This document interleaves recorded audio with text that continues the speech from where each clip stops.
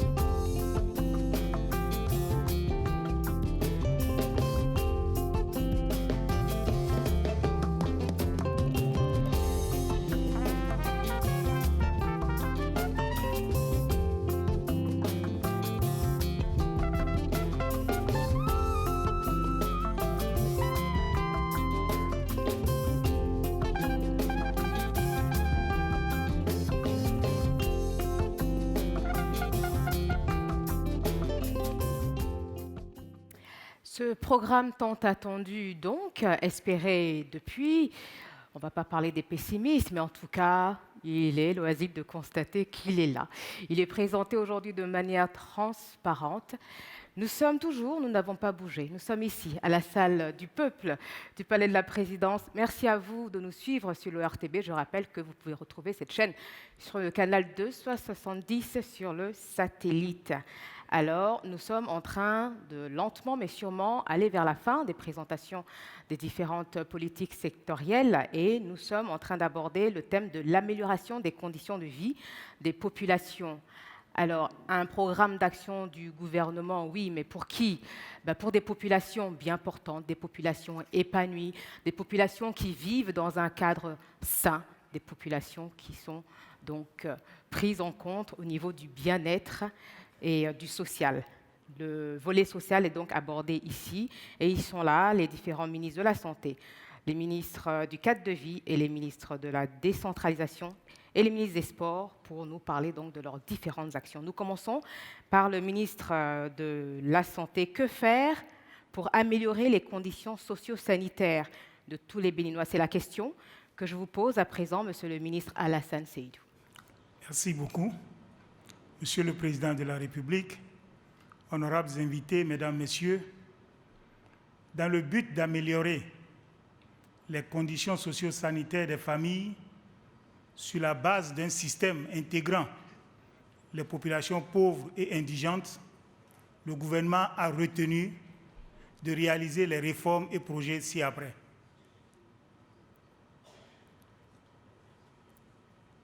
Au nombre des réformes, nous tenons à vous parler, entre autres, de la création d'une agence nationale de gestion des soins de santé primaires, de la création d'une agence nationale de gestion de la médecine hospitalière et de la création d'une agence de contrôle de qualité des pratiques de la santé. Les deux premières agences sont des structures de coordination et de contrôle. Leur rôle est de définir les normes, de définir les protocoles, de veiller à une bonne gestion du personnel et des ressources financières. Quant à la troisième agence, son rôle est de veiller au respect des normes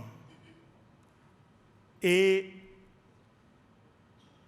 de procéder aussi à l'accréditation pour les structures qui sont aux normes. Il convient de rappeler ici que le gouvernement du Nouveau Départ a choisi de ne plus rien faire au hasard. Tout sera fait, en tout cas dans le domaine de la santé, suivant des normes prédéfinies. Il y aura désormais des normes par rapport aux infrastructures, des normes par rapport au plateau technique, des normes par rapport au profil du personnel qui travaille dans les centres de santé, des normes par rapport au paquet d'activités et des normes, pourquoi pas, par rapport au comportement des agents. Et ce, à tous les niveaux de la pyramide sanitaire. En ce qui concerne les projets phares, le gouvernement a retenu la construction et l'équipement d'un centre hospitalier universitaire moderne. Le seul que nous avons aujourd'hui, en tout cas qui est le plus grand, qui est notre hôpital de référence, c'est le CNHU. Ces infrastructures sont d'un certain âge, son plateau technique n'est pas au bon niveau. C'est pourtant dans ce centre que nous formons nos paramédicaux, nos médecins, nos professeurs. Cela porte préjudice à tout le secteur. Pourtant, ce centre regorge de beaucoup de sommités dans le domaine, des sommités qui ont fait leur preuve dans tout le continent africain. Il est donc temps que nous dotions notre pays d'un centre digne de son nom, qui soit aux normes, pour que nous ayons des cadres demain qui ne soient pas dépaysés face à un certain plateau technique.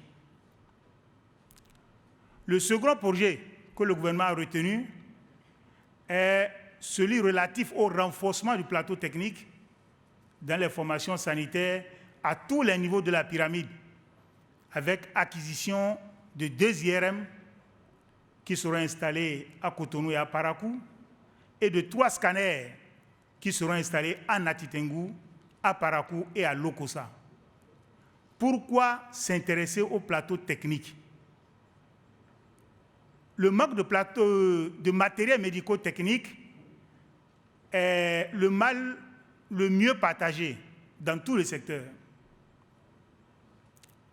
À partir du dispensaire du tout petit village jusqu'au centre hospitalier universitaire, nous avons un véritable problème de plateau technique.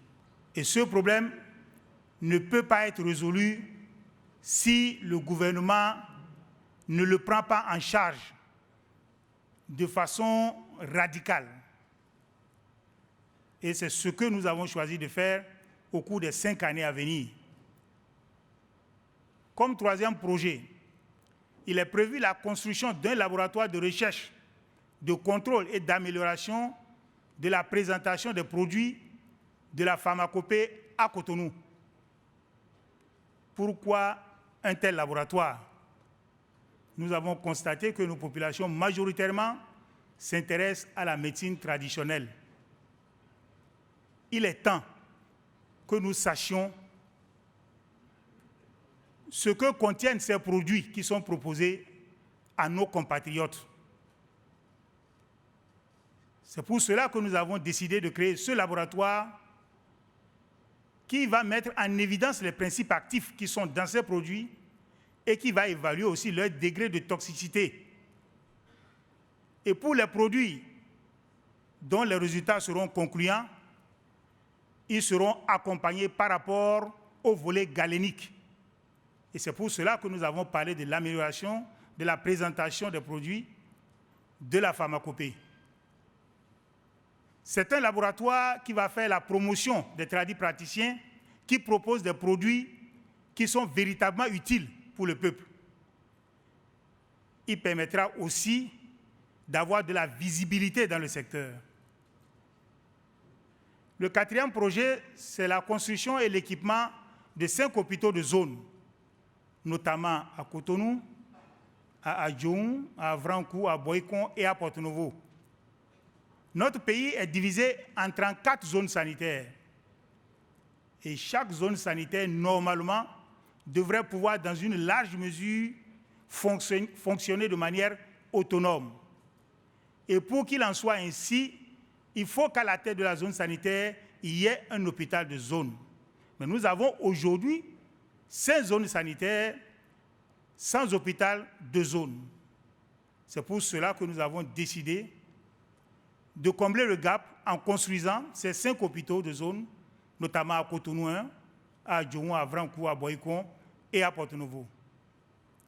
Nous voulons aussi réaliser l'autonomisation de toutes les formations sanitaires en eau et en énergie, en commençant naturellement par les zones les plus déshéritées, notamment les zones rurales, car c'est un drame d'être obligé de réaliser un accouchement dans un centre où on n'a pas la lumière. C'est extrêmement compliqué et cela prédispose à beaucoup de risques. Le 6e projet, c'est la construction et l'équipement de 3 antennes de l'Agence nationale de transfusion sanguine, notamment à Porto-Novo, à Abomey et à Parakou. Aujourd'hui, nous avons la seule agence de Cotonou qui fonctionne normalement, alors que dans tous les grands centres, nous avons besoin de sang de manière permanente et en quantité suffisante. Il faut alors réaliser la collecte et avoir un cadre approprié pour la conservation, d'où ces projets. La construction et l'équipement de 2 laboratoires à Cotonou, c'est le 7e projet. Un laboratoire de biologie, un laboratoire d'anatomie-pathologie. Il faut dire qu'à ce jour, nous n'avons pas de laboratoire de biologie digne de ce nom. Le gouvernement du nouveau départ a décidé d'en réaliser pour qu'il soit un laboratoire de référence pour le pays. Il en est de même pour le laboratoire d'anatomie-pathologie. Il est prévu la construction et l'équipement de 3 unités de dialyse, notamment à Lokossa, à Natitengu et à Porto-Novo. Aujourd'hui, le nombre d'insuffisants rénales augmente de plus en plus. Cela est dû à l'automédication, cela est dû à la consommation des produits frauduleux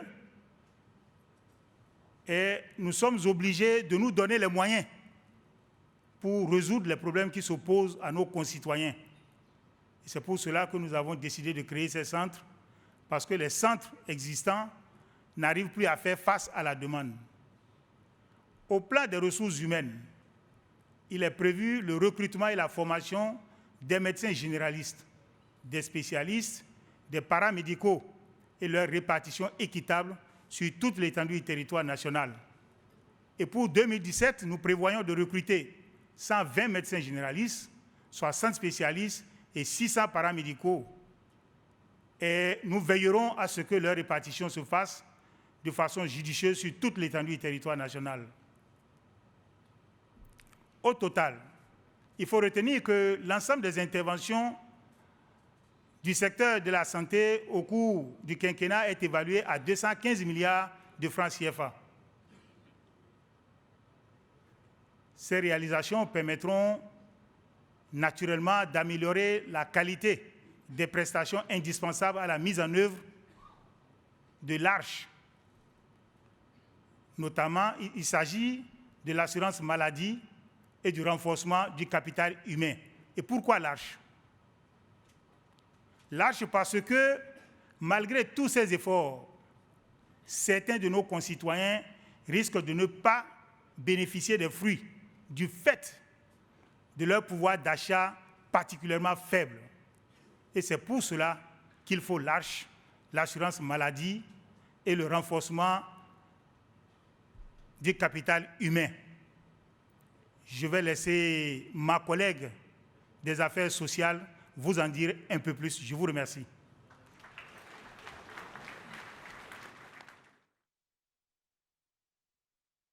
Le projet phare du gouvernement en matière de protection sociale est l'assurance pour le renforcement du capital humain ARCHE. En effet, le diagnostic social montre clairement que l'absence de protection sociale mine les ressources financières de nos concitoyens en général et celles des plus démunis en particulier. ARCHE est conçu pour remédier à cette insuffisance à travers l'offre d'un paquet intégré de 4 services, à savoir l'assurance maladie avec la définition d'un panier de soins de base, la formation, le crédit, la retraite. Nous démarrerons immédiatement par l'assurance maladie. Bien évidemment, les services d'appui au financement d'activités des femmes et des jeunes se poursuivront et seront progressivement améliorés puis intégrés à ARCHE. Pour ce qui concerne l'assurance maladie, il faut le dire tout de suite, elle sera rendue obligatoire pour tous les citoyens. L'État prendra en charge la prime d'assurance pour les plus démunis pour leur permettre d'accéder au paquet de soins de base. À partir de l'identification biométrique de tous les citoyens, une catégorisation de la population sera faite. Et nous distinguerons 3 catégories. Les indigents de la catégorie A, les moins pauvres la catégorie B, les plus aisés la catégorie C. L'État prend en charge la totalité de la prime pour la catégorie A et une partie de la prime pour la catégorie B. Nous ciblons les agriculteurs, les commerçants, les transporteurs, les artisans, les artistes, les plus démunis des secteurs informels et formels, ainsi que les enfants pauvres de 0 à 17 ans qui constituent la cible prioritaire de ARCHE.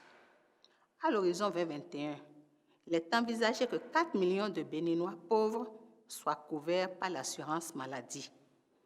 Pour opérationnaliser ARCHE, avec l'approche partenariat public-privé, l'État va créer une société d'économie mixte qui aura des agences départementales et des agences communales.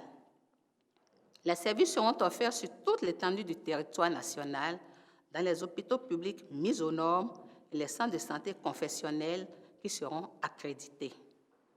Bien évidemment, les programmes de santé publique dans les domaines de la tuberculose, du VIH-Sida se poursuivront normalement. L'impact attendu de la mise en œuvre de ARCHE, c'est l'augmentation de manière significative de l'expérience de vie, de l'indice de développement humain et de la croissance économique, la réduction de l'indice de pauvreté, du taux de mortalité infanto-juvénile et la réduction de la consommation des médicaments contrefaits qui sont de véritables poisons pour l'essentiel. Il est également attendu la création d'au moins 2500 emplois directs sur 5 ans. Merci, Madame la ministre Hadijatou Matisse. Alors, un esprit sain dans un corps sain, c'est l'idéal. Et ce n'est pas le ministre de la Santé qui me démentira si je dis qu'il faut manger sain et aussi bouger beaucoup, faire du sport. Alors, c'est sa mission, je crois, amener le maximum de Béninois à renouer avec le sport en tant qu'acteur ou spectateur. Le ministre des Sports, M. Oswald Homé, qui est là, il va nous dire comment il va s'y prendre pour réaliser tout cela. Merci Madame, Monsieur le Président, Mesdames et Messieurs.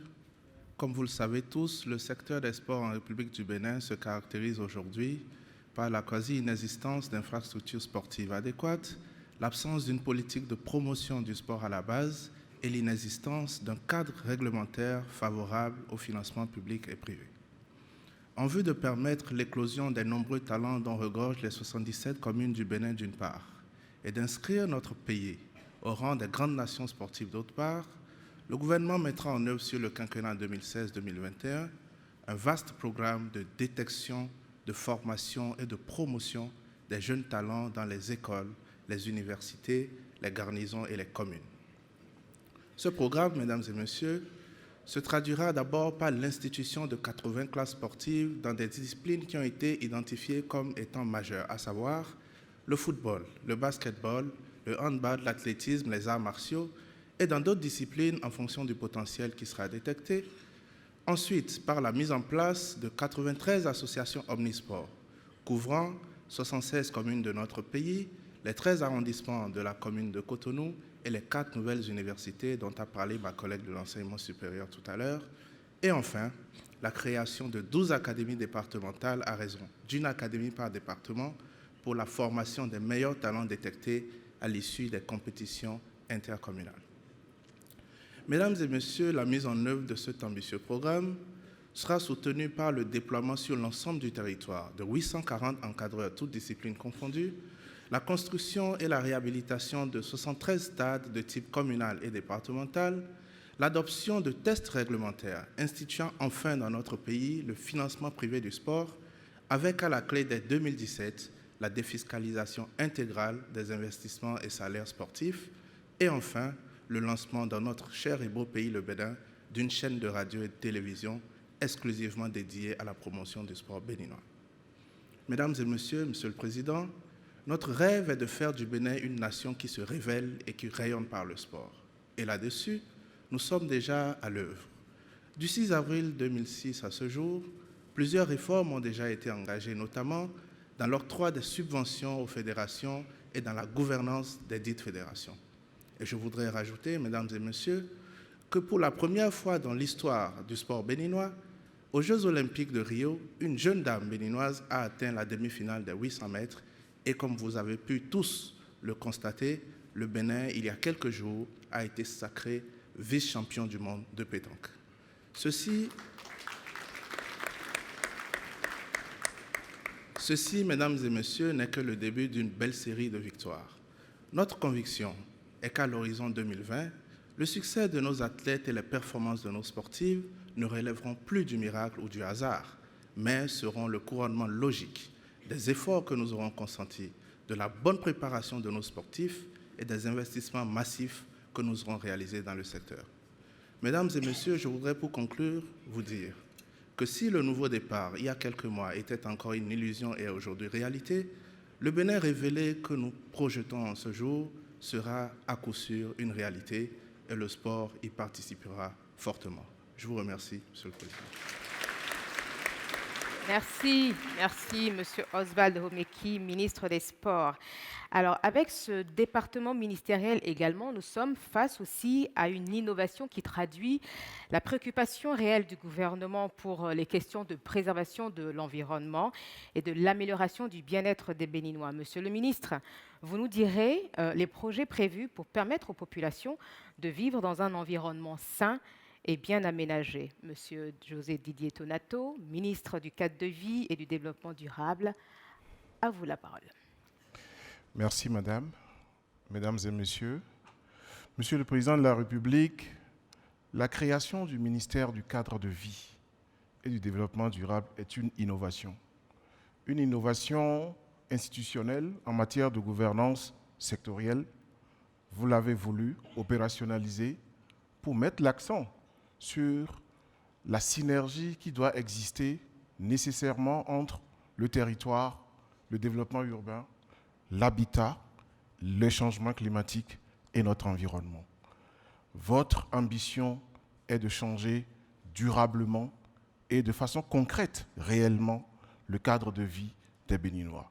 L'axe d'intervention, vous l'avez identifié également, c'est l'aménagement équilibré de notre territoire national et le développement durable. Voilà comment est campé le décor en matière de cadre de vie et de développement durable. Et pour ça, dans le cadre du plan d'action du gouvernement, nous avons retenu de viabiliser les grandes zones économiques, les grandes régions économiques et les zones de forte concentration humaine dans le sens de l'opérationnalisation de l'agenda spatial du Bénin. Nous avons également retenu de déployer de façon équilibrée et équitable l'aménagement du territoire pour favoriser un développement durable de notre pays. Et enfin, le troisième axe, c'est l'amélioration de la gestion foncière. La gestion foncière liée à l'habitat, qui est la base de notre habitat, la base de notre cadre de vie et en même temps la base de l'investissement et donc du développement de notre pays. Le portefeuille que gère le ministère en charge du cadre de vie et du développement durable porte sur 23 projets sectoriels qu'on décline encore en tant que projet prioritaire. Ces 23 projets sur les 5 ans à venir font à peu près 353 milliards de francs CFA. Et en tête de ces projets, nous avons le programme des villes durables, qui est le grand programme fédérateur de tous les projets qui vont intervenir dans le cadre de vie. C'est le programme par excellence qui combine les impacts de l'aménagement du territoire, du développement urbain, de l'environnement et des changements climatiques. Et là, nous allons intervenir de façon substantielle en investissement, en planification et en gestion urbaine sur une trentaine de villes selon 3 niveaux. Le premier niveau, ce sont les villes à statut particulier et les communes qui leur sont attachées. Le deuxième niveau, ce sont les autres chefs-lieux de département que nous avons. Et le troisième niveau, ce sont toutes les autres villes qui sont des villes moyennes ayant un certain intérêt économique, un certain intérêt touristique, un certain intérêt simplement historique. Et de là, on peut impacter plusieurs secteurs.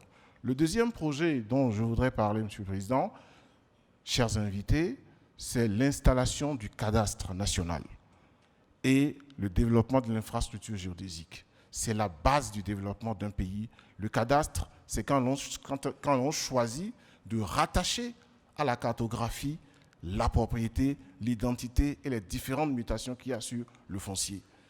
Le cadastre national, tel que nous allons le déployer, va sécuriser la propriété et du coup sécuriser en même temps l'investissement. Le troisième projet, et là je suis fier d'en parler parce qu'il s'agit de la protection côtière, de la protection de notre littoral. C'est la première fois depuis 50 ans que nous sommes en train d'emblaver de façon globale les 125 km de côte de notre pays. Eh bien, nous allons protéger. Nous avons commencé à Akpakpa. Nous sommes en train de faire des études actuellement depuis Ila-Kondi, de la frontière du Togo jusqu'à Sémékrake, pour que, à court et à moyen terme, nous soyons entièrement à l'abri des affres de la protection côtière. Et la protection côtière, comme vous l'avez voulu, Monsieur le Président, nous l'avons emblavé dans le sens de la protection et de la valorisation touristique. Les zones balnéaires seront aménagées.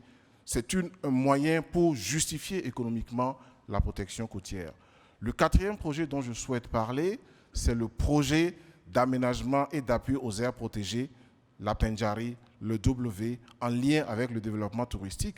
Et enfin, le cinquième projet, c'est le reboisement intensif de notre pays. Vous savez, nous ne sommes pas un pays forestier, mais nous sommes en déboisement accéléré. Nous sommes en dégradation des terres de façon accélérée et c'est pourquoi ce projet a également été choisi. Ces projets vont se baser sur un certain nombre de réformes. La loi littorale a été déjà votée. Nous sommes en train de travailler avec la représentation nationale sur l'interdiction des sachets plastiques. Il y a également la loi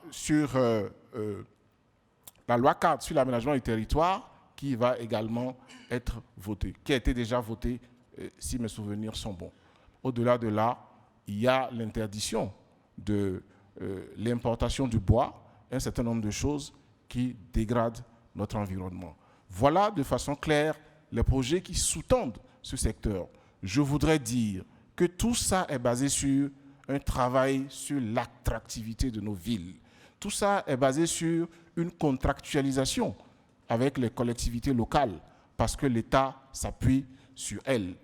Il est important de comprendre que, pour donner un exemple, que Cotonou n'est pas en compétition avec Porto Novo, Parakou, mais que Cotonou est en compétition avec Accra, avec Lomé, avec Abidjan, et j'en passe. C'est ce facteur qui doit guider nos comportements, et c'est pour ça que dans ce secteur, nous avons une série de projets phares, 11 projets phares, pilotés dans le cadre de l'Agence du cadre de vie pour le développement du territoire. Je voudrais inviter le directeur général de cette agence pour vous présenter 2 des projets les plus emblématiques. Merci.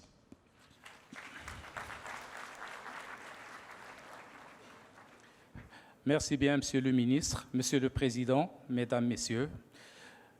Comme vient de le mentionner Monsieur le ministre du Cadre de vie et du Développement durable, notre agence de cadre de vie pour le développement du territoire projette de produire 20 000 logements sociaux et économiques sur 5 ans dans les différentes villes du Bénin.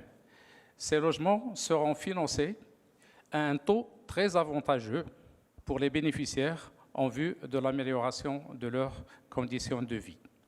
Ce sont des crédits à longue durée à taux concessionnel. Ce sont des crédits de longue durée à taux concessionnel. Ce qui va permettre la création de 120 000 emplois sur 5 ans.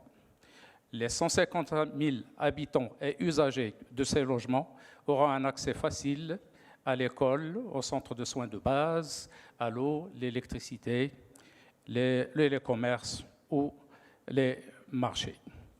Le coût moyen de logement est de 20 millions à 30 millions. Les crédits sont remboursés avec des mensualités qui varient entre 110 000 francs CFA à 160 000 francs CFA selon le type de logement. Par ailleurs, le projet d'aménagement des berges de la lagune de Cotonou a été étudié dans une triple perspective. Libération et assainissement des berges, dépollution de la lagune, activité économique, investissement ou attraction d'investissements privés pour la construction d'hôtels et de résidences, générant 100 000 emplois. Un lien social permettant à toutes les couches de la population d'avoir accès à des espaces de loisirs et de détente, aires de jeu, esplanades de spectacle, espaces sportifs, galeries commerciales. Le montant de l'investissement est de 130 milliards CFA. Ces projets permettent des conséquences bonnes sur l'amélioration du cadre de vie des populations, principalement par la création de 100 000 emplois pour femmes et jeunes. Je vous remercie. Merci, monsieur. Merci, monsieur le ministre du Cadre de vie et du Développement durable. Le panel va se clôturer avec la présentation du ministre Barnabé Dassigli, ministre de la décentralisation et de la gouvernance locale. Alors, une administration moderne et efficiente signifie aussi une administration de proximité, réellement au service des administrés, n'est-ce pas, monsieur le ministre? Merci, madame, monsieur le président de la République, mesdames et messieurs, messieurs les élus locaux, les maires et leurs adjoints ici présents, en synergie avec les actions d'amélioration de notre cadre de vie, le gouvernement entend faire des collectivités territoriales des espaces de promotion de la démocratie, du développement local et de la bonne gouvernance. L'objectif est de consolider notre processus de décentralisation et de déconcentration. L'atteinte de cet objectif se traduit par le renforcement des capacités des collectivités territoriales décentralisées en ressources financières, techniques, humaines et institutionnelles. En matière de déconcentration, comme vous le savez tous, le gouvernement a déjà rendu opérationnel nos 12 départements en fixant les 6 nouveaux chefs-lieux de département avec la nomination des 12 préfets et des 12 secrétaires généraux pour mieux accompagner les collectivités locales et rapprocher l'administration des administrés. Les actions de ce processus se poursuivront par l'opérationnalisation des 12 départements, par la construction des 6 nouvelles préfectures et leur équipement, ainsi que la réhabilitation des 6 anciennes préfectures, le tout pour un coût global de 9 milliards de francs CFA. En matière de décentralisation, d'importantes actions sont programmées. Il s'agit notamment de transférer les ressources aux communes à travers le Fonds d'appui au développement des communes, FADEC Investissement. Et dans ce domaine, l'ambition du gouvernement de Nouveau Départ est de porter le taux de transfert des ressources aux communes à 15% à l'horizon 2021 contre 3,4% aujourd'hui. Donc, vous comprenez, mesdames et messieurs les élus locaux, les maires, que vous êtes sérieusement gâtés avec la rupture de Nouveau Départ. Et pour renforcer ce dispositif, nous allons transformer le FADEC, le Fonds d'appui au développement des communes, en un fonds autonome de développement communal. Et toujours, dans le cadre de renforcement des capacités de nos élus locaux, il est retenu de construire et d'équiper le centre de formation pour l'administration locale CEFAL à Alada. Ceci permettra de disposer des infrastructures adaptées pour la formation des élus, à savoir les maires, leurs adjoints, les chefs d'arrondissement, conseillers municipaux, communaux et locaux, ainsi que des agents de l'administration communale, afin de leur permettre d'assurer convenablement leur mission. Et je vous rassure que le démarrage des travaux est programmé pour 2017 pour un coût total de 5,3 milliards. J'avais oublié de vous dire que le démarrage de la construction des 6 nouvelles préfectures est prévu pour début 2017. Toutes ces actions contribueront au renforcement de la gouvernance locale. À cet égard, notre approche consiste à développer un cadre de partenariat fort avec tous les acteurs, notamment les maires, les associations des collectivités locales, pour impulser un réel développement à la base. Par exemple, les projets villes durables, assainissement, voiries urbaines, évoqués tantôt par mon collègue chargé de cadre de vie, seront réalisés dans le cadre du partenariat État-commune et illustrent parfaitement cette volonté du gouvernement. Je vous remercie. Merci, Monsieur le ministre Barnabé Dassigli. Et si vous n'avez pas pu prendre note au fur et à mesure, ne vous inquiétez pas, le document est téléchargeable, la synthèse du document est téléchargeable sur le site de la Présidence de la République, www.présidence.bj, et nous saluons les efforts du service de la communication numérique. Oui, c'est aussi une innovation. Hein. Oui, vous pouvez applaudir. C'est des jeunes compétents au service donc, de la promotion de l'image du président sur les réseaux sociaux. Vous savez, on ne peut plus s'en passer aujourd'hui. Alors, nous avons clôturé ainsi le dernier panel et je vais respectueusement inviter à nouveau Monsieur le Président de la République pour, on va dire, complément d'information, réajustement, observations et autres. Je vous en prie, Monsieur le Président, je vous invite à nous rejoindre sur le podium.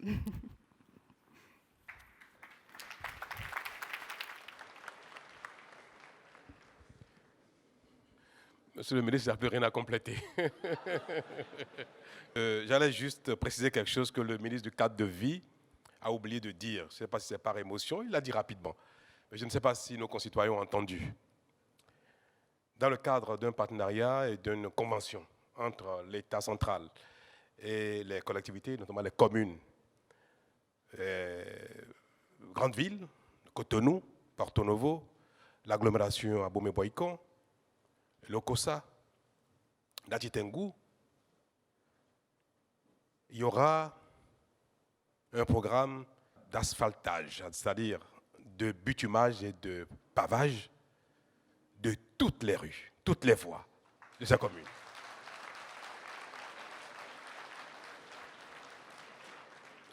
À partir du deuxième semestre 2017, nous allons démarrer presque simultanément dans toutes ces villes un programme de bitumage et de pavage de toutes les voies.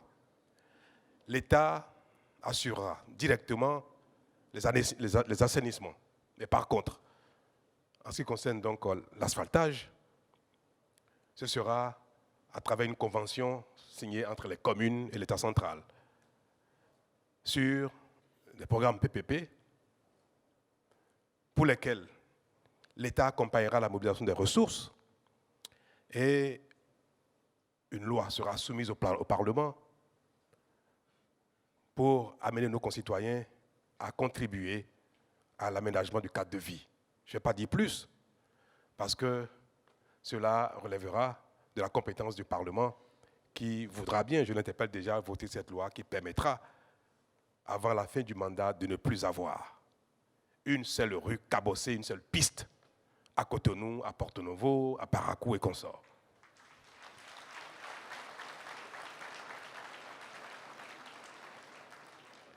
C'est un programme majeur. Nous y tenons et j'allais dire, à l'époque on disait Cototrou, on a oublié parce que nous avons réussi à faire de notre ville une cité dans laquelle on peut déjà circuler un petit peu. Mais il reste encore beaucoup à faire et il n'est pas digne de nous de voir la plupart, la majorité des rues de Cotonou ne sont pas aménagées. J'allais dire, pour vous faire une petite blague, que rien que ça me suffirait.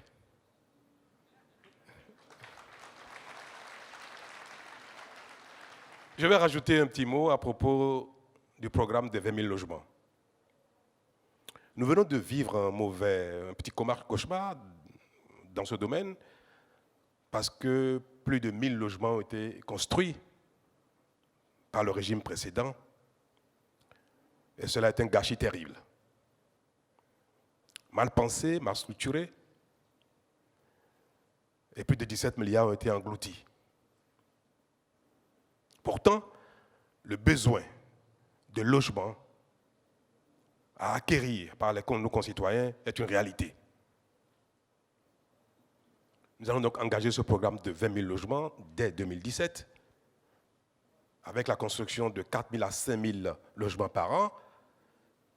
C'est un défi, parce que nous allons mobiliser les moyens.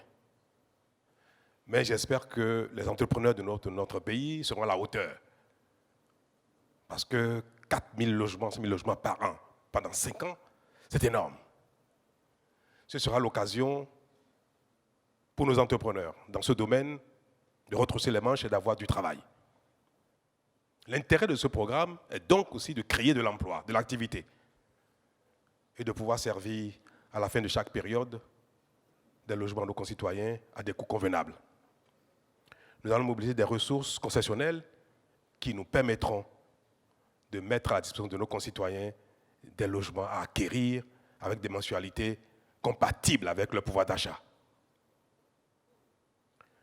L'État subventionnera à travers la bonification des taux d'intérêt. Les ressources qui seront mobilisées, nous essaierons de les mobiliser à des coûts. Les pistes que nous avons identifiées, sur lesquelles nous avons déjà des accords, donnent des niveaux d'intérêt pas élevés. Les banques primaires commerciales qui vont s'impliquer dans le projet auront des commissions et la somme des intérêts des bailleurs principaux et des banques intermédiaires fera l'objet d'une subvention par l'État. De sorte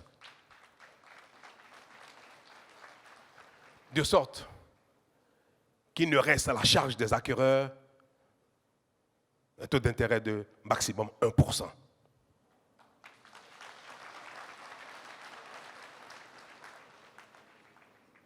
je voudrais aussi faire une petite blague en disant, ne serait-ce que ça, je m'en contenterai. Merci. Merci, Monsieur le Président. Alors, si on compte bien, je crois que nous avons 20 ministres qui ont déjà planché. Nous avons 2 ministres d'État. Donc, il y en a un qui a présenté en ouverture. Je crois qu'il y en aura, il y aura le deuxième qui viendra à la fin. Mais avant tout ça, je vais vous inviter, chers téléspectateurs, à regarder cette vidéo qui nous permet donc de rentrer de plein pied dans les mécanismes de financement, le cadrage macroéconomique de ce PAG. Vidéo. Le gouvernement a fait le choix de la transformation structurelle de notre économie en faisant les réformes nécessaires et en lançant un ambitieux programme d'investissement. Ce programme s'élève à 9 000 milliards, financé à 60% par le secteur privé et à 40 milliards, soit 3 500 milliards de francs CFA sur financement public. Je voudrais ici dire 3 choses. La première, c'est que ce montant d'investissement est réaliste et réalisable parce qu'il est adossé à des projets structurants et productifs. Deuxième message, avec ces niveaux d'investissement, le Bénin restera dans un cadrage macroéconomique sain, c'est-à-dire que nous n'irons pas au-delà du plafond de 70% de notre produit intérieur brut, qui est le seuil fixé au niveau de l'UEMOA. Et troisième message, ces financements se feront en respectant des principes simples. Et je voudrais ici en citer 3. Le premier, c'est que nous veillerons strictement à ce qu'il y ait une cohérence entre la nature du financement, c'est-à-dire la maturité, le taux d'intérêt, et la nature du projet financier. Deuxième principe, nous allons veiller à ce que nous obtenions des différés de paiement, généralement de 3 ans, pour permettre à l'investissement de rentrer en phase de production et donc que nous ayons des recettes fiscales pour faire face donc, aux échéances donc, de ces dettes. Et enfin, nous allons privilégier des dettes à caractère concessionnel, c'est-à-dire des dettes qui sont généralement sur des durées de 40 ans ou plus, avec des taux d'intérêt de 2% ou moins. Pour le faire, nous avons dès le mois d'avril demandé au Fonds monétaire international de nous accompagner pour rentrer dans un programme. Ce programme est en cours de finalisation et une fois achevé, il nous donnera donc accès aux guichets de type concessionnel. Je voudrais terminer en disant que finalement, le plus important de mon point de vue, ce n'est pas tant la capacité à mobiliser les ressources, mais c'est beaucoup plus notre capacité à mobiliser l'ensemble des acteurs, que ce soit le secteur privé, la société civile, les élus, les syndicats, autour du succès du programme d'action du gouvernement. Il faudra que tous nous comprenions que nous allons passer par une étape de sacrifice, une étape où il faudra changer les habitudes préétablies, une étape où les réformes gêneront des intérêts prédéfinis. Et c'est à ce seul prix que nous allons pouvoir bâtir un avenir meilleur pour l'ensemble des Béninois. Voilà, c'était là, Monsieur le ministre de l'Économie et des Finances, qui nous parlait du financement du programme d'action du gouvernement. Alors, de façon très concrète, comment est-ce que ce programme-là sera mis en œuvre? Quels sont les mécanismes qui ont été imaginés pour faciliter sa mise en œuvre? Je voudrais à présent inviter respectueusement Monsieur le ministre d'État, secrétaire général, ici à la présidence de la République. Merci de l'ovationner, s'il vous plaît. Excellences, Monsieur le Président de la République, Monsieur le Président de l'Assemblée nationale, Mesdames et Messieurs les Présidents des institutions, Madame la Première Dame, mes hommages à Madame Oumbédi aussi. Monsieur le Président de la République, je suis un peu un habitué de cette salle. Et je ne reconnais pas cette salle. Elle a fondamentalement changé. Donc, avec notre génie, on peut transformer effectivement le Bénin. Je vous remercie de nous engager dans cette voie. Monsieur le Président de l'Assemblée nationale, vous m'avez amené dans ce pays pour goûter à la vie politique du Bénin. C'était en 1996. Je n'ai pas oublié. C'était de grandes leçons à l'époque. Et le chef de l'État, le président Patrice Talon, m'a demandé d'arriver à ses côtés pour travailler. Je pensais que j'avais beaucoup travaillé avec vous. Et je constate que je dois travailler 2 fois plus aujourd'hui encore.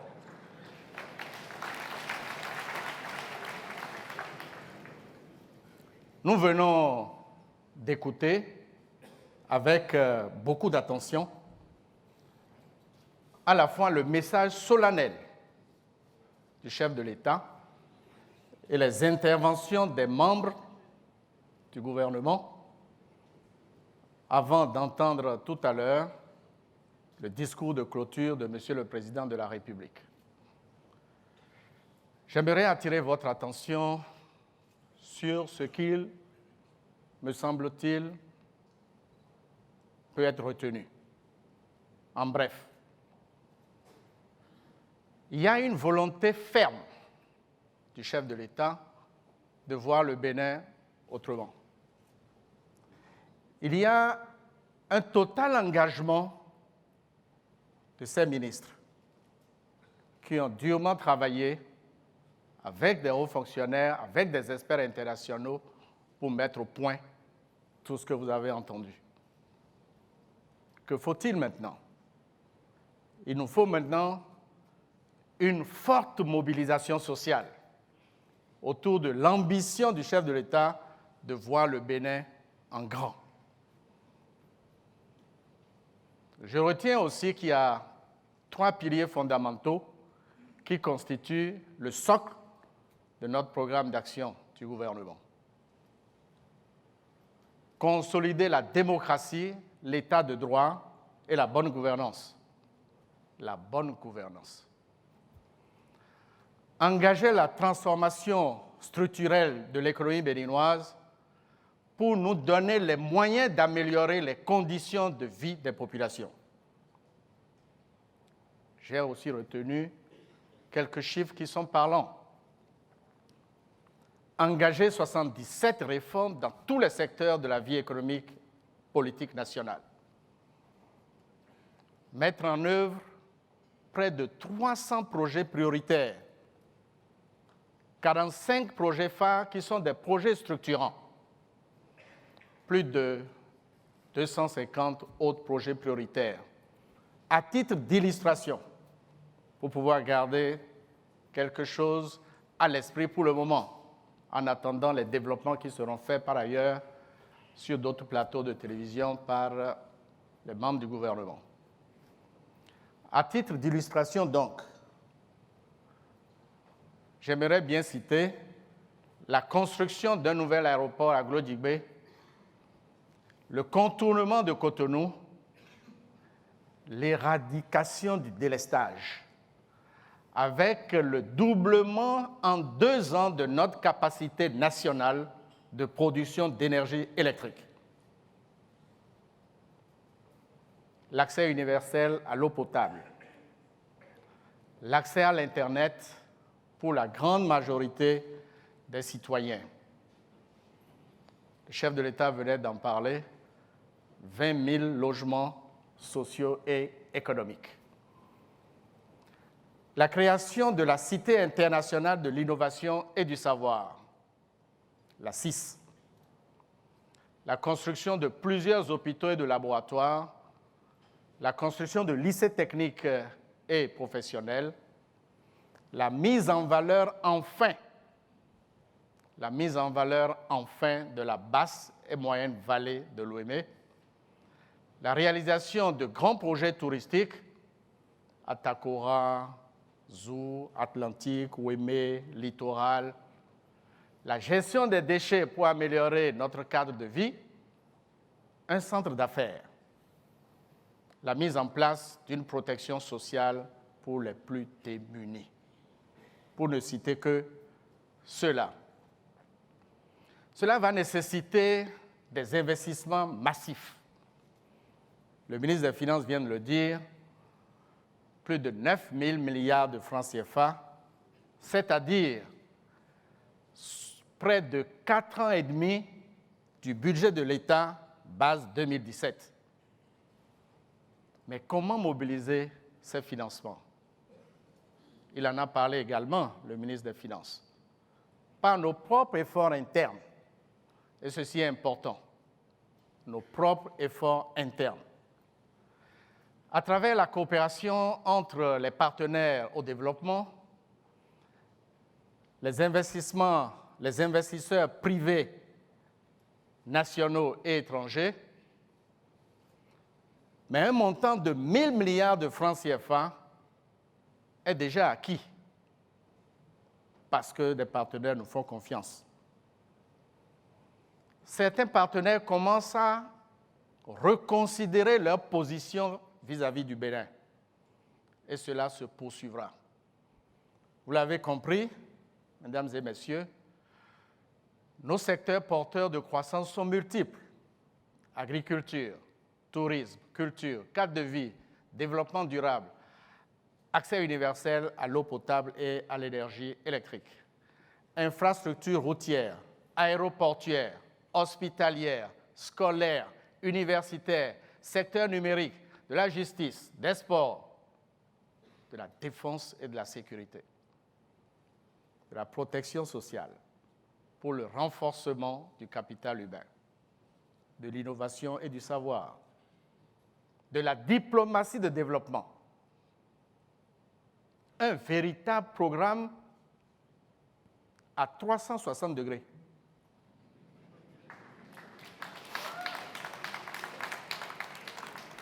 Qui couvre tous les pans de notre économie. Notre ambition, vous l'avez entendu, c'est aussi la création de 500 000 emplois dans tous les domaines. Ce sera une véritable explosion des talents de notre jeunesse. Monsieur le Président de la République, votre discours de lancement sonne le tocsin. Le tocsin pour le rassemblement autour du programme d'action du gouvernement. La mobilisation générale de l'administration publique, des agriculteurs, des producteurs, des artisans, des artistes, des petits commerçants, des gros commerçants aussi, des hommes, des femmes, des jeunes de notre pays, de la diaspora, des personnes handicapées. Cette mobilisation générale est fondamentale autour du programme d'action du gouvernement. Elle est souhaitée et attendue. Il s'agit pour le gouvernement de faire du programme d'action l'affaire de tous dans une démarche participative et consensuelle. Le programme d'action du gouvernement n'est plus seulement le PAG du gouvernement, c'est le PAG de la nation. Pour donner corps à quelque chose de bien, de beau et de bon pour toutes les couches de la population béninoise, il faut d'abord lui insuffler un esprit. L'esprit du PAG, vous l'avez perçu cet après-midi, est de révéler le Bénin aux Béninois et au monde entier. Quel formidable défi à relever, tous ensemble. Tout faire autrement et bien, pour relever le défi de l'amélioration du bien-être des populations, quelle que soit leur localisation sur le territoire national. Dans cette perspective, deux questions particulières se posent sans doute dans l'esprit de chacun de nous. Première question. Comment arriverons-nous à mettre en œuvre ce programme ambitieux? Deuxième question. Quel mécanisme crédible sera mis en place pour suivre et exécuter les projets du PAG? Ce sont des questions qui sont fondées. Fondées car récemment, nous avons vu que l'état du système national d'intégrité en 2015 dans notre pays pose de sérieux problèmes de gouvernance. Le Conseil des ministres en a délibéré récemment. Et c'est pour répondre à ces questions que 4 organes ont été prévus dans un cadre intégré de mise en œuvre du PAG pour assurer un contrôle constant et permanent au plus haut niveau de l'État. Des impératifs sont assignés à ces organes. Premier impératif, contribuer à lever les goulots d'étranglement dans la chaîne de la dépense d'investissement et dans la chaîne de passation des marchés publics. En un mot, nous devons faciliter la vie aux investisseurs.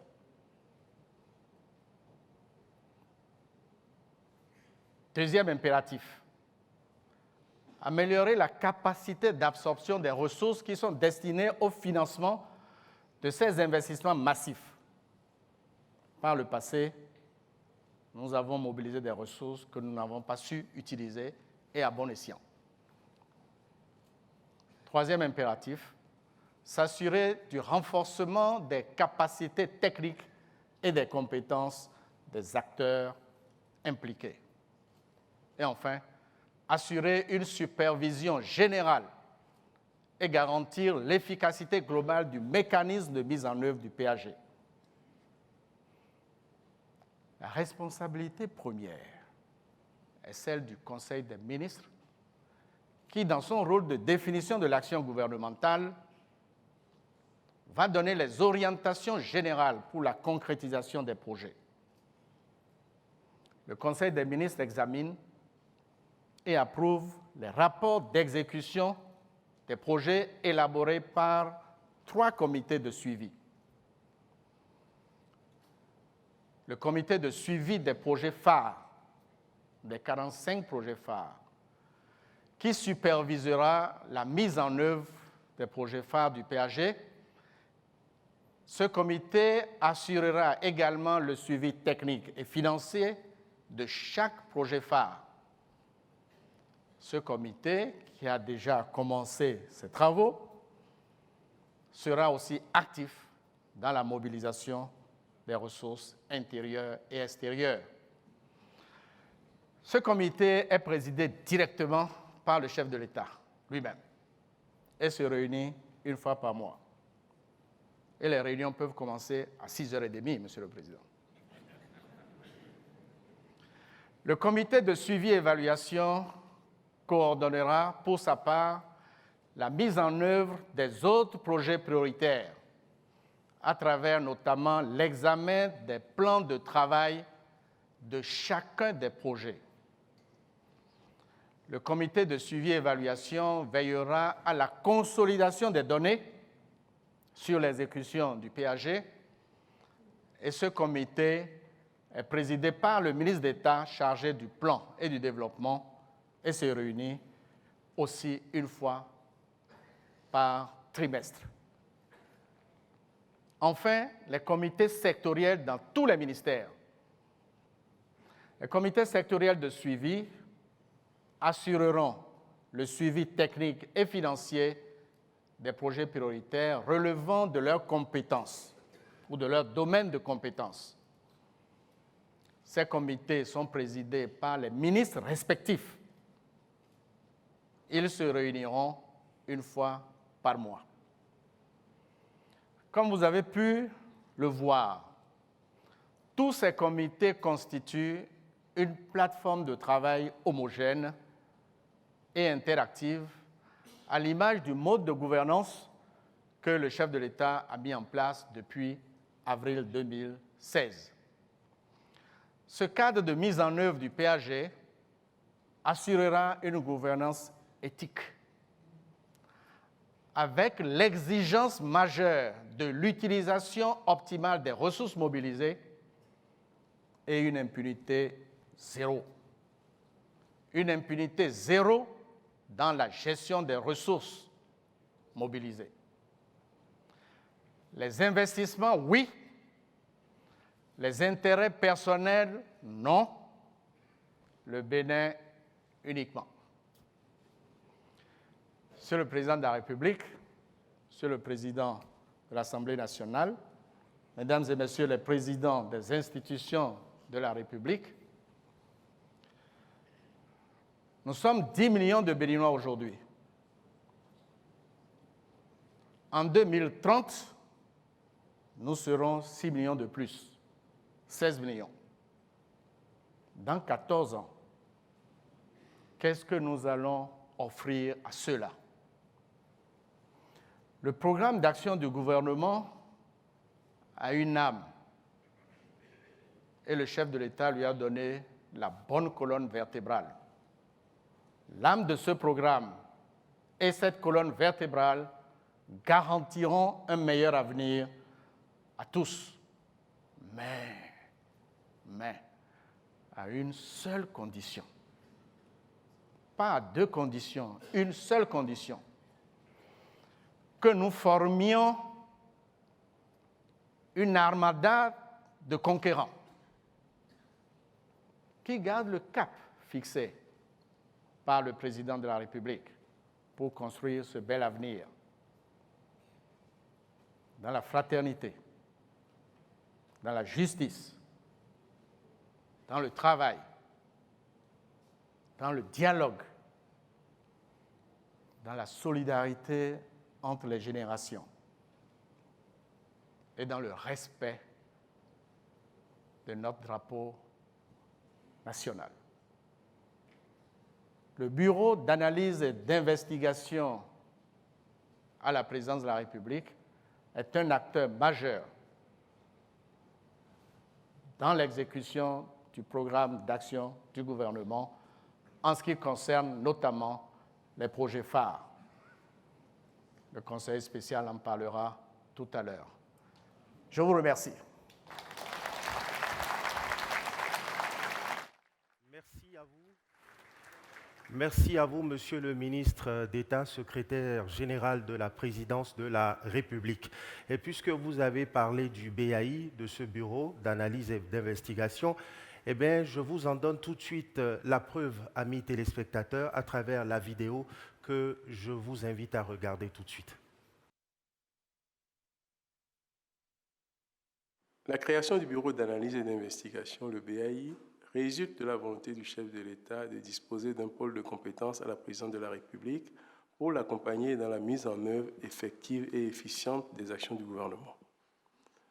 Dans ce cadre, l'équipe du BAI que j'ai l'honneur de diriger participe étroitement à l'élaboration des réformes, projets et programmes qui sont exécutés par les ministères sectoriels et les agences d'exécution. Le BAI est composé d'une équipe de talents pluridisciplinaires et d'horizons divers. Cette équipe a travaillé avec force et fierté à l'élaboration du programme d'action du gouvernement qui vous est présenté aujourd'hui. Nous sommes en train de mettre en place un dispositif pour le suivi et l'évaluation des projets et programmes gouvernementaux. Le BAI fait appel à des compétences et expertises pointues pour accomplir ses missions. Dans ce but, nous venons de lancer le site compétences-présidence.bj pour le recrutement d'experts dans différents domaines. Ce site a une plateforme de mobilisation de compétences nationales et internationales. Le BAI constitue ainsi un instrument majeur assurant la maîtrise par le chef de l'État de la mise en œuvre effective de la politique gouvernementale.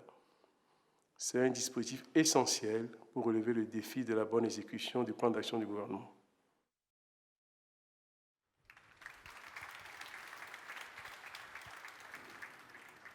Merci à toutes, merci à tous. Alors, amis téléspectateurs et vous, chers concitoyens, je vous précise que vous avez la possibilité de télécharger la synthèse du PAG 2016-2021 à partir de l'adresse suivante www.présidence.bj/Bénin-révélé/.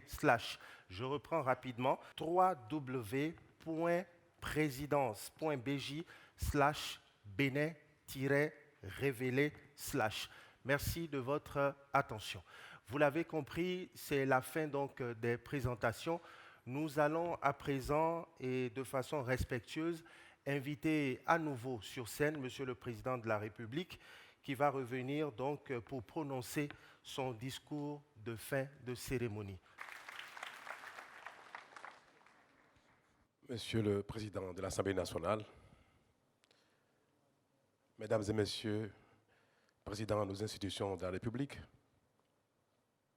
honorables députés, mesdames et messieurs les membres du corps diplomatique, distingués invités, j'ai un seul message pour clôturer l'événement d'aujourd'hui. C'est vous dire tout simplement merci. Vous venez d'être les témoins du déroulement de notre feuille de route nécessaire à la mise en œuvre, nécessaire à l'accomplissement de la mission que vous m'avez confiée. J'ai souhaité, avec mon gouvernement, vous tenir témoin du contenu de cette feuille de route, pas parce que je voudrais partager la responsabilité avec vous, mais pour vous dire tout simplement que je souhaiterais, à la fin du mandat, que vous puissiez nous juger là-dessus.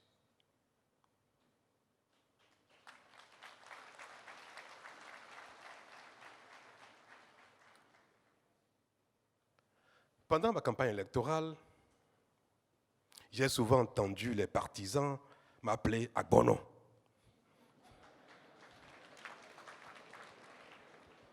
Cela m'amusait beaucoup et me complexait aussi un petit peu.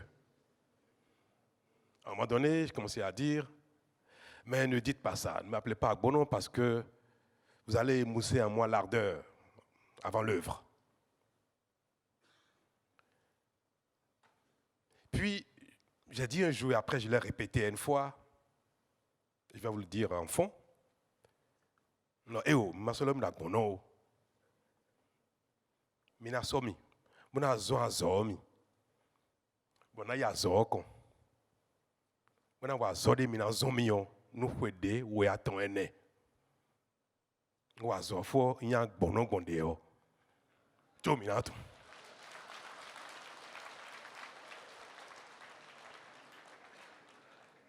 Cela va être mon message de fin.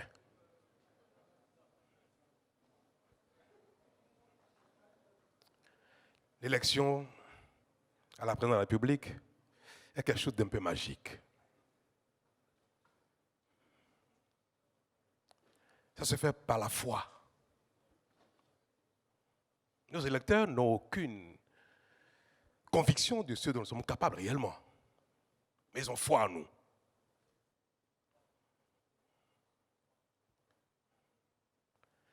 Mais quel est notre rôle? Quelle doit être notre ambition? Nous qui avons le mérite de la confiance naïve de nos électeurs. Quel peut être notre mérite? C'est de pouvoir leur dire, voilà ce que nous avons promis, voilà ce que nous sommes capables de faire, et de les laisser nous juger à la fin. Pas pour briguer un autre mandat. Ce n'est pas mon ambition et ce ne sera plus l'ambition de personne au Bénin, j'espère.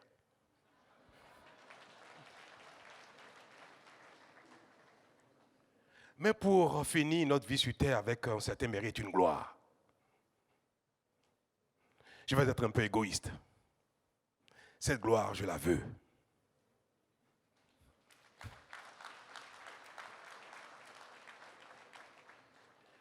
Je voudrais pouvoir, après avoir vécu une certaine satisfaction de ma vie professionnelle, je voudrais pouvoir vivre cette satisfaction d'avoir contribué à faire bouger mon pays. Cette tentation à la gloire m'habite tous les jours. Je voudrais pouvoir rentrer dans l'histoire, dans le cœur de mes citoyens à jamais.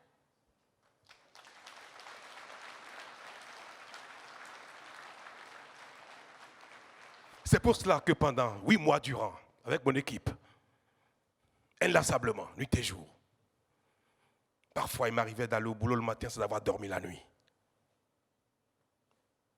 J'ai pris 5 ans déjà en quelques mois. Oui. Quand je me regarde le matin, je me dis, qu'est-ce que tu as vieilli? Mais je suis très motivé. Et avec les membres de mon gouvernement, nous avons mis en place une stratégie. Nous avons élaboré un programme avec réalisme. Nous avons pris la peine d'identifier les moyens de financement. Nous les avons mesurés. Et nous avons une chance extraordinaire. C'est que l'opinion nous accompagne. Nous le croyons. Et nous avons une preuve. La représentation nationale, l'Assemblée nationale. Depuis 8 mois, elle nous a accompagnés comme si nous étions des partenaires.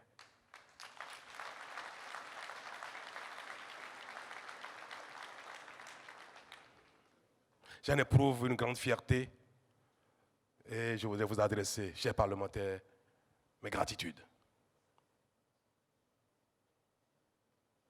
Je ne sais pas si beaucoup de gouvernants ont cette chance dans un pays de grande démocratie. J'avais dit que ce serait un mandat de transition. Mais vous m'en donnez déjà le témoignage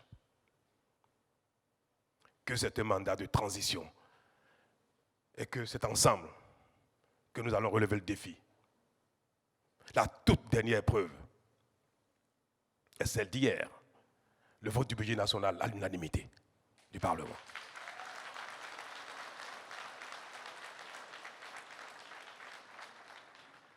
Cela nous motive, nous encourage. Et je suis certain que ce mandat va rentrer dans l'histoire. Parce que pendant les 4 années qui nous restent, pendant le nombre d'années qui restent à ce Parlement, j'ai la conviction que rien ne changera, que tout se passera ainsi, que ceux qui ont été dans le passé à la gouvernance, que les forces politiques du passé qui sont encore dans l'arène ne vont jamais nous considérer comme des adversaires politiques. Parce que ce n'est pas notre rôle, ce n'est pas notre ambition, ce n'est pas notre volonté.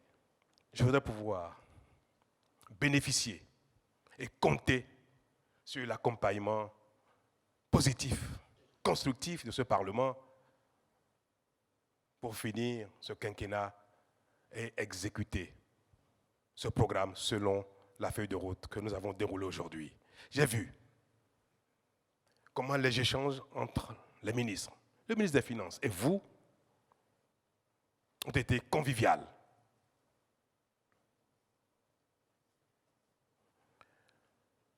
J'en ai éprouvé beaucoup de satisfaction.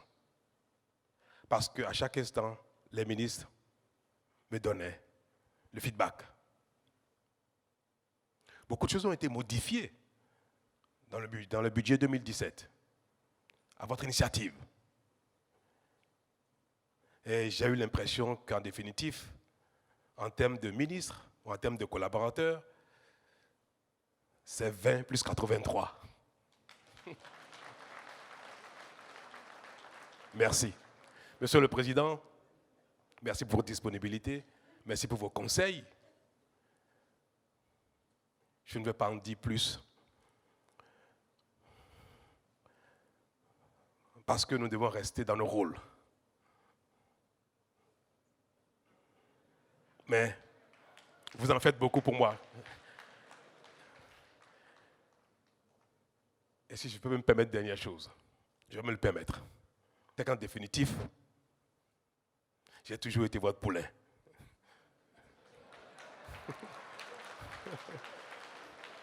Je peux le dire à la face du monde. Il ne s'est jamais rien passé entre nous. La politique, comme disait l'ancien président Yaïboni, tous les propos qui ont pu fâcher les uns et les autres pendant la campagne, les a qualifiés d'intrigue politique. C'est ça la beauté de notre pays. Et c'est sur ces mots que je voudrais finir en disant notre pays est beau. Nous vivons une convivialité extraordinaire. Il n'y a pas d'adversité qui dure. Je vais en profiter. Je vais en abuser. Et je vais forcer parfois un peu la marche. Nous allons entreprendre des réformes qui feront un peu mal. Nous allons forcer chacun à donner un peu de lui-même pour la nation. Dans les jours à venir, Monsieur le Président, nous allons vous solliciter pour voter des lois qui sont utiles aux réformes. Je voudrais compter sur votre disponibilité et qu'à la limite, les lois soient votées sans beaucoup de débat.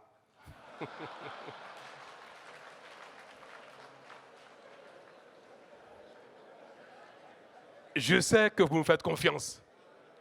Alors parfois, il faut oser voter, à la limite, les yeux fermés. Mesdames et messieurs, distingués invités, le gouvernement qui vient de vous présenter le programme dans ses détails est l'équipe avec laquelle je mettrai donc en œuvre cette feuille de route. Je voudrais devant vous les inviter à faire avec moi une photo de famille. Je suis tellement fier d'eux.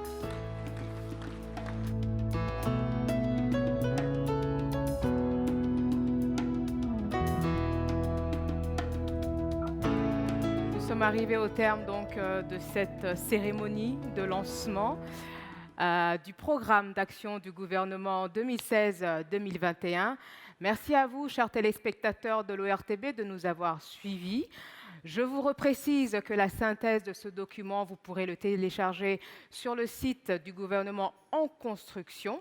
Ça sera www.présidence.bj/bénin-révélé. Alors, qu'est-ce qu'il me reste à vous souhaiter? De passer une très belle soirée et je vous dis à très bientôt. Vous êtes intéressé par les chantiers du programme d'action du gouvernement Bénin Révélé? Visitez le site Compétences au service du Bénin. Quel que soit votre domaine d'activité professionnelle, cette plateforme vous permet d'offrir vos compétences au service du nouveau dynamisme, le développement prôné par le gouvernement du Bénin. Inscrivez-vous, le processus est simple. Enregistrez-vous, complétez le formulaire correspondant à votre profil, mettez à jour votre profil et manifestez votre intérêt. Vous serez contacté si vous êtes sélectionné. Vous avez des compétences, faites-le savoir.